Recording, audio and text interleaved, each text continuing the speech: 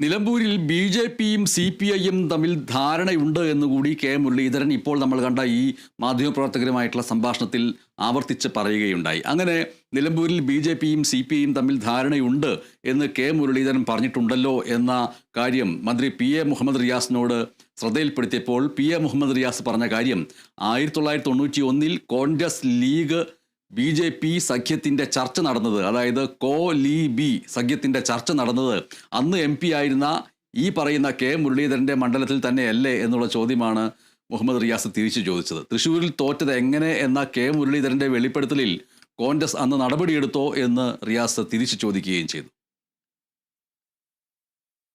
1991 K G മാരാരുടെ ഒരു ആത്മകഥ ഉണ്ടായിരുന്നു. 40 നിയമസഭാ മണ്ഡലങ്ങളിൽ കോ-ലീ-ബി സഖ്യം വോട്ട് മറിച്ചത്. അന്നതിലെ മുഖ്യ കഥാപാത്രം അദ്ദേഹം.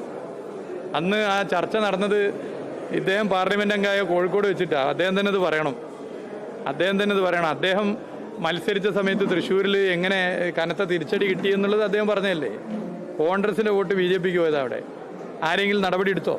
വോട്ട് മറിക്കാൻ ബി ജെ പിയെ കേരളത്തിനാകെ, മതനിരപേക്ഷ കേരളത്തിന് അപമാനമാകുന്ന നിലയിൽ, മലയാളി തലകുനിച്ചു പോകുന്ന നിലയിലേക്കുള്ള ഒരു ജനവിധിക്ക് കാരണമായ ഒറ്റുകാരുടെ റോള് വഹിച്ച കോൺഗ്രസിൻ്റെ ഉത്തരവാദിത്തപ്പെട്ടവരെ നടപടിയെടുക്കാൻ കോൺഗ്രസ് പാർട്ടി തയ്യാറായിട്ടുണ്ടോ? എന്നിട്ട് അവർക്ക് ചേലക്കര ചുമതല കൊടുത്ത്. പക്ഷെ ചേലക്കര ഞങ്ങൾ ജയിക്കുകയും ചെയ്ത്.